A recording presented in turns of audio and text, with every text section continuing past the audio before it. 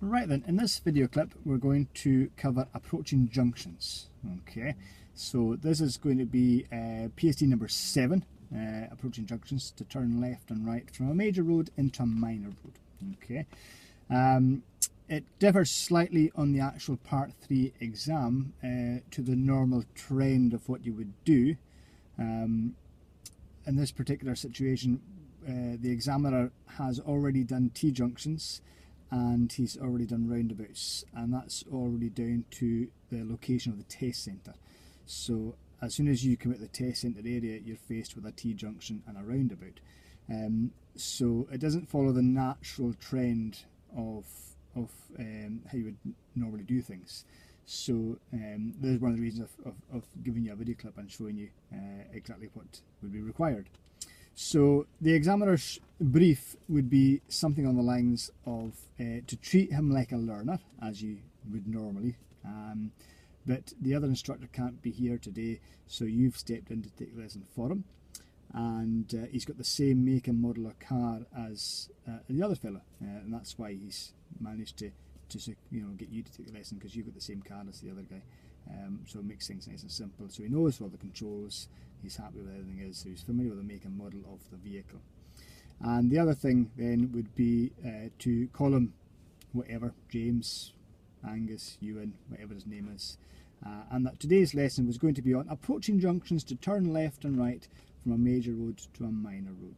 But I've already done T-junctions and I've already done a few roundabouts as well, so I'm quite keyed up. I've had a bit, maybe 8 to 10 hours of driving lessons, but I've never done approaching junctions, and that's what today's lesson is going to be on. So a lot of the situation is going to be on Q&A, because if you've already done T-junctions, roundabouts, the approach to that is exactly the same to approaching a junction from a major road into minor road. So all your job there really is to make that connection. So you don't really need a huge long brief. What you're just trying to do is make that connection and make him aware that it's exactly the same as what he's already done before. Okay, so I'm going to do a little bit of role play. We're going to start at the very beginning. Okay, so I'm going to do a personal introduction, I'm going to clarify the lesson and put a plan of action, and then I'm going to deliver a brief, and hopefully this will show you what to do. If I make a mistake, I'm just going to carry on. I don't have any kind of editing issues, so I can't pause the video clip. So if I press stop, I have to start again. So I'm just going to keep going, and but it gives you the idea of what's required. That's the point of the clip, basically. Okay. So yeah, I'm going to go into roll, and I'm going to play the part of the instructor and the learner, and we're going to see how that goes. Okay.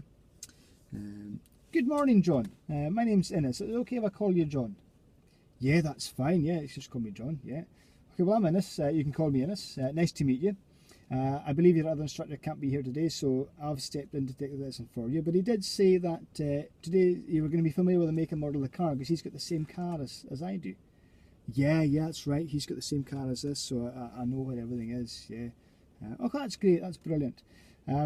He also mentioned to me that today's lesson was going to be on approaching a junction from a major road into a minor road. Is that correct? Yeah, that's right. Yeah, he said that. Yeah, he said that's what we're going to be doing today. Oh, that's good. That's great. And have you had any sort of previous experience with approaching junctions? Well, I've done T-junctions, and I've done a couple of roundabouts. Okay, that's good. Well, that will all come in very handy today. If you've already done these things, then that's going to be we're going to use a lot of these skills that you use there in this actual lesson today. So what we'll do first of all is we'll ask you a few questions, and we'll get a bit of knowledge and see what you do actually know, and see if we can make a link from your previous lessons to today's lessons. And once we do that, we'll give you a brief and explain exactly what I want you to do when you approach a junction, and we'll hopefully make a bit of a link there. And once we give you the brief, we'll go out to practice and have a few attempts at approaching a junction, And I'm going to give you a lot of help and support to begin with, or as much as is necessary. You know, hopefully, if you've already done junctions before, then it might just be a bit of Q&A, but we'll see how you get on. But we'll give you that bit of help and support if you need it. And but gradually reduce the level of instruction. So hopefully by the end of the lesson, you will be actually doing things by yourself. So you'll be able to approach a junction from a major road to a main road with very little help from me. How does that sound to you? Oh, that sounds great. Yeah, that's brilliant. Right then, so the first thing is a bit of Q&A. So you mentioned about T-junction and roundabouts. Yeah, I've done T-junction and roundabouts. Okay. So what routine were you using when you approached the T-junction and roundabout? If I said the hazard drill to you, will that ring any bells? Oh, aye, the hazard drill. Yeah, that's the MSM routine. That's right. Yeah, MSM routine. Yeah. So what does MSM stand for? Oh, mirror signal manoeuvre. That's right, mirror signal manoeuvre. Good. We can also break down the manoeuvre. Did your instructor tell you about how you break down the manoeuvre section? Oh, PS and L. That's right, PS and L. Yeah, good. Yeah. So what does PS and L stand for then? Oh, now wait a second. Position, slowing down, and looking. That's right. Yeah. Well, position, speed, and look. And also, if you're slowing down, you have to change gear as well. So you've got position, speed and gear, and then looking. Oh, yeah, that's right. Yeah, I remember that now. So we're going to use that same system today. It's exactly the same system that we use to approach a junction to turn left and right from a major road to a minor road. Okay, so we're going to give a wee brief and see if we can sort of jog your memory there a little bit and try and show you that it's very, very similar. Okay, so we've got a situation here. Okay, we've got two junctions. We've got a section which approaches to the right. So the top one here approaches to the right, and the bottom one here approaches to the left. Okay, so imagine that we're travelling, what, let's say, about 30 miles per hour, and we're in fourth gear. Yeah, so 30 miles per hour, fourth gear. And I've given you the instruction to take the next road on the right. What would be the first thing you would do? Oh, I would check my mirror. That's right, you'll check your mirror. But you'll check mirrors, there'd be two of them. You wouldn't just check one. Oh no, I'll check, you check the right one and the middle one. Well, that's correct, yeah, but which one would you do first? Oh, I'm not sure, I don't know. Well, you do the middle one first, yeah, it's always the middle one, and the inside, then the outside. So find out what's behind you, and then find out what's at the side of you. Okay, so we've got an M for our mirrors, okay, and then you've got the turning right, middle, and right door mirror, okay, and if you're turning left, if I bring it down here, if you're turning left, which mirror checks would you check then? Oh, the middle and left. That's right, we're going to check the middle one and the left one. Okay, so what's the next part of that routine? Oh, it's the signal. That's right, so we've got the S for signal. So signalling right for going right and signalling left for going left. Okay, but you've got to consider the timing of the signal. So what's important in this situation that we've got here, what's important about the timing of the signal? Oh, you've got the other junctions. That's right, yeah, you've got the other junctions. So if we put it on too early, people will think we're turning into the junction. Okay, so we've got a wee pedestrian here, okay, or even a pedestrian down there. So they might walk across the road thinking that we're going to turn into that junction. Okay, so we've got to make sure that we're passing any junctions like that first before we put the signal. Okay, so the timing is very important.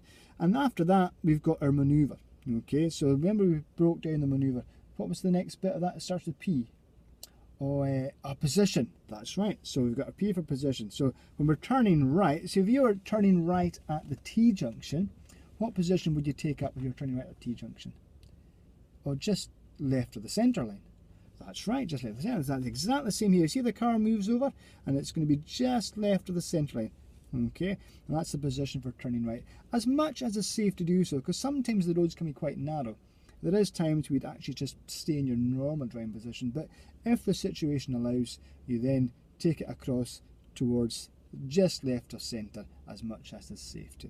Okay, but if you're turning left, you would continue just in the same position. You would just stay in your natural or normal driving position for turning left as you approach the junction. Okay, so next thing we've got is the speed and the gear. Okay, so speed and gear. Okay, speed and gear. There we are. So at the T-junction, did you do open and close T-junctions? I think so, yeah. I think a lot of them were the closed ones because you had to slow down a lot. Okay, that's it. So closed T-junction. So what speed and gear were you using at a closed T-junction? Oh, it was first gear, I think. Slow and first gear. So, yeah, if a closed T-junction, you'd be a very slow walking pace and first gear. But when the open ones, if it's nice and clear, you could use second. And that's what we use when they're approaching the junction because they're generally open. You can generally see what's going on. Okay, so that's going to be our plan. We're going to reduce our speed to about 10 to 15 miles an hour. Okay, and we're going to use second gear. And we want to be in second gear about 2 car lengths back from the point of turn. Okay, so there we are, about 2 car lengths back from the point of turn. Okay, so we're slowing down, using the brakes if necessary, taking it in towards second gear and bringing our clutch pedal back up. Okay, so then we have the distance between there and there to actually have a look and see if it's safe. And this is where we actually add another section, and this is where the looking comes in. So you have to look, assess, decide and act. Okay, so you have a look at the situation that you're dealing with and you've got to decide on what you're going to do. So if we're turning right, we have to give way to any cars coming towards us. Okay, so if it's nice and clear, we drive up to the point of turn, which is the centre line of the road that we're turning into. So when the nose of the car reaches that point, that's when we start to make the turn. And we look into the new road to make sure it's nice and clear and we don't have maybe any parked cars or something like that might be there, or any obstructions. Okay, so we start looking, assessing the situation, and if it's safe, we start to make that turn.